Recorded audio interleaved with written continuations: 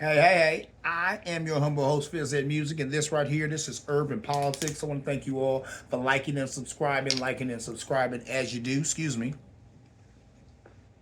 As soon as you have a chance, take a little cell phone over to YouTube. Like and subscribe. Fizz Ed Music, Urban Politics. But now, right, without further ado, I want to jump right into it like a car and drive. All types of tasty and delicious politics to get into. Let me go ahead and start it off with some stuff that ain't even politics. Right now, I'm gonna get into a little social commentary stuff, and then we'll get into the politics as I get into the end, right? How it kind of bleeds into kind of the social stuff, especially with social media outlets. But anyway, we're gonna talk about friendship. Friends, how many others have them? Friends, ones you can depend on. Check it out. This was interesting to me, right? Because I've had plenty of friends in my life. Some friends I have from when I was younger. Some friends I don't have from when I was younger.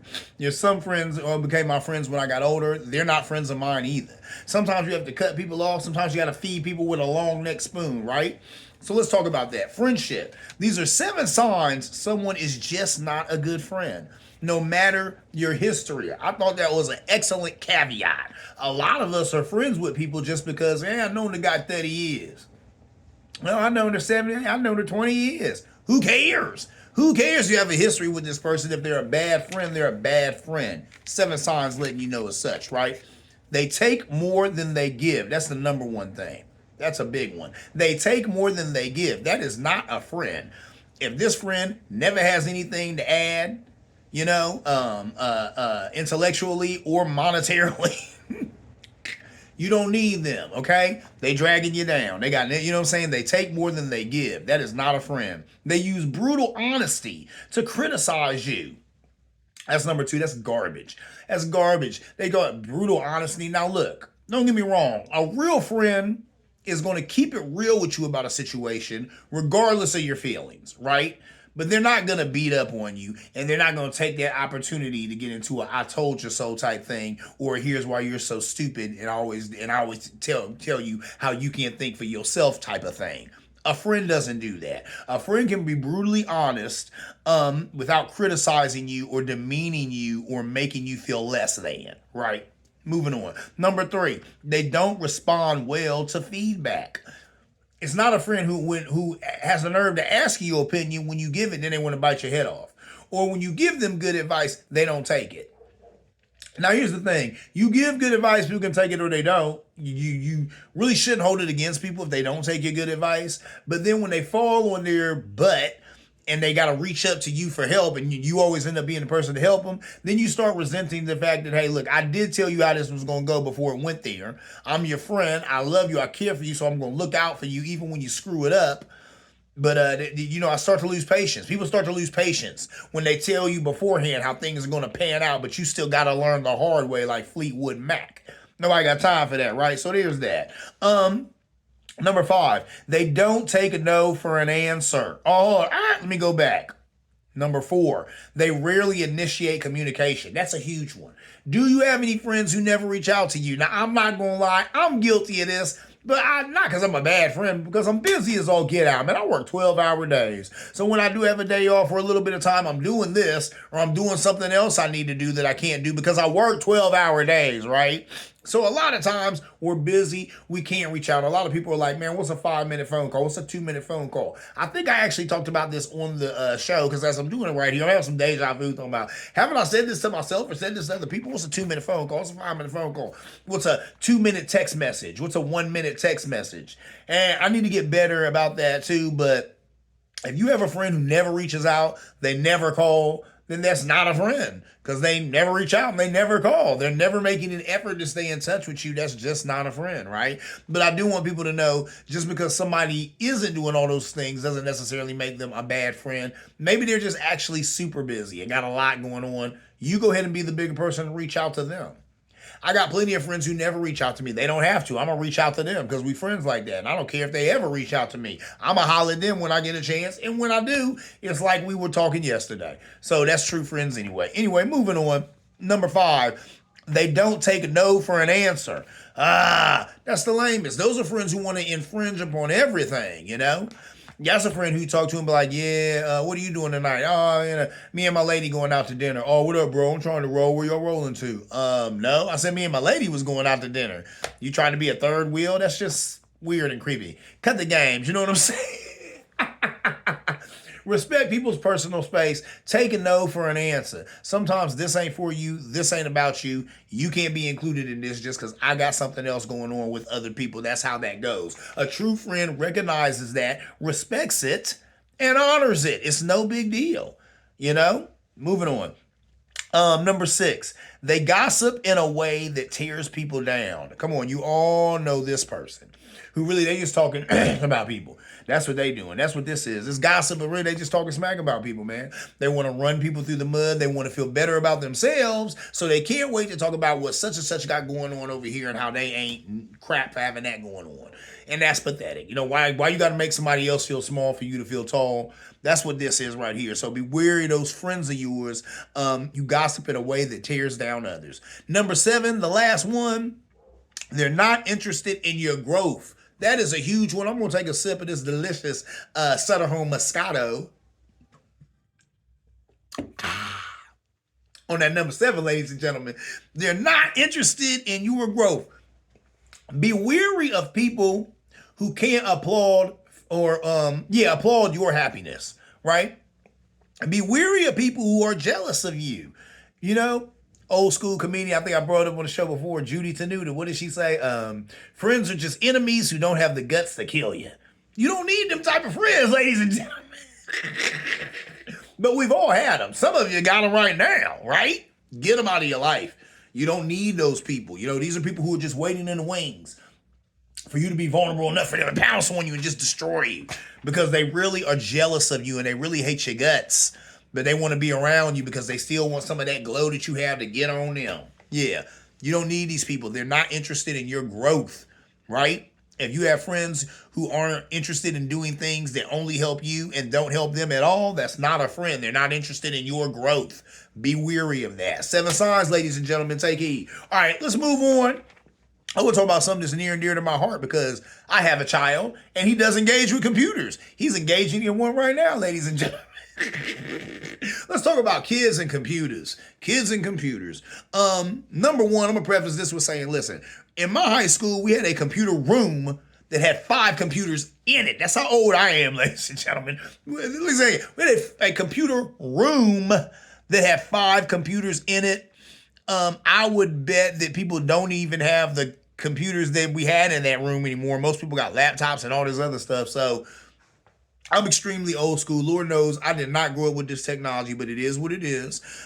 It's possible, they said, to raise kids screen free and still operate happily in our world. And that's the thing too. Really, they've been talking about limiting kids' screen time. They says kids are on computers and laptops and these iPads too much. I agree with all of that. I limit my son's time. His mother really limits his time. Her thing is only on the weekends and even only so many hours then. I get it. These kids engage with this media too much. This right here is saying, though, that a lot of people, and I read some of these articles saying that this too, that a lot of parents are afraid to take these devices away from their kids because without them, their kids are out of the loop, and they are. They talk about, FOMO, fear of missing out, which I think is bananas. I think that's dumbo and lame-o, because in my day, I didn't give a damn about missing out. If I got something else going on, I could care less about what they doing over there. But I guess these kids get on Instagram and they see the good time that their friends are having. And they're like, oh, I wasn't there, or I didn't get the invite, or whatever. I'm sorry, ladies. I'm 47. I could have cared less. I could still care less. But that's just me. I can understand how these kids are growing up with this and they internalize a lot of that. And it could definitely give them a negative view of themselves or make them feel like they're not as good a person as these other people who got invited to this shindig that's all over Instagram and all that madness. So there's that. Really, a lot of this is about TikTok. Because look, okay, so there's TikTok here, there's TikTok in China, right? A Chinese outlet owns TikTok. TikTok in China, kids' feeds have science-based educational stuff sent to it instead of dances and celebrity drama and all that garbage that American kids get. And that's by grand design. Now, hold on. Let me go into this right here before I bring all this together. The CDC says that the average daily screen time for 8-year-olds is 6 hours, excluding screen usage for educational purposes. That's a little over 114 days a year spent staring at a screen and being sedentary. So you got a lot of kids who are just sitting there staring at a screen, right, for what comes out to be 114 days a year. That's not good. And then the fact that, like I said, China is sending our kids the garbage. It's not even funny. I gotta laugh though. They're sending our kids the garbage and they're making sure the good stuff goes to their kids. Their kids get stuff about STEM and about science and about educational stuff. To where our kids is getting stuff about little TikTok dances, little goofy dances that do goofy challenges and celebrity drama and stupid stuff like that. So, but whose fault is that? That's our fault. That's America's fault. That's American parents' fault. You don't have to let your kids see this. Like I said, my son only is engaged with the tablet on the weekends. You can do that for your kids too. I don't care what age they are. You are the parent. You are there to police their activities, to parent them, to guide them in the right direction, right? So that means sometimes you just got to say no, ladies and gentlemen.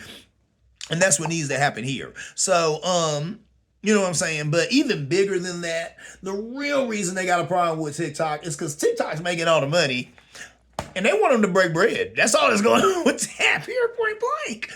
The government's mad. TikTok making a ton of money. Everybody mad. TikTok making a ton of money. All that is China making a ton of money off of America, and they're mad about it. They're mad about it. All that leads me to my last subject before I talk about my IPAs of the week. TikTok. Let's talk about it. Y'all all know that TikTok is my favorite of the social media sites. I go on record as saying that it's the most interesting. I'm not on any of them a lot of time these days. So like I said, y'all, as we were just talking about, I work 12-hour days to catch your phone out of work. But when I'm not working, I do like to get on the internet and, peruse some of these social media outlets, and TikTok is my favorite. I get a heck of education off of TikTok. I just do, right? So check it out. TikTok banned if not sold to an American company. And that's what's going on right now. I think there was a vote, might have been even as early as yesterday, where they said it's in Congress now, it's hanging in the balance, but they're saying if TikTok doesn't get sold to an American outlet, they're going to ban it. There's people going nuts about it, which makes sense. I'm going to talk about that in a minute here too. It's banned on federal devices. Well, I guess you see that coming as they sit here and they claim that the reason they have a problem with TikTok is because it's out of China, and they think this Chinese outlet is working with the Chinese government to somehow house and collect all this American secret information about what? What? That's what's funny. That's what my thing is. Secret information about what? What information do we have that Trump hasn't already told them or given away? Or somebody else has already told them or given away? And I mean, what are they going to get anything from watching Bobby Sue's news feed? From watching Jack Daniels news feed? From watching Bobby Shmurda's? These are names that come to my head, ladies and gentlemen. My point is, Joe Schmo's life is not interesting enough for the Chinese to give a damn what he's doing. So they say it's about that, but is it really? Ask yourself. Anyway, so there's that. Joe Biden. They said right now he's campaigning on TikTok. He has to. Everybody is watching TikTok. If Joe Biden wasn't campaigning on TikTok, he wouldn't be campaigning. Give me a sip. If he wasn't on TikTok, he wouldn't be running for president. You can't run for president and not be on TikTok. So of course he is. Even as they're looking to ban it, right? What's the big deal if they ban it? Why should Americans even care, right? Okay. They said that TikTok by itself contributes $24 million to the U.S. economy. Let me say that again, ladies and gentlemen. $24 million is coming from this one site.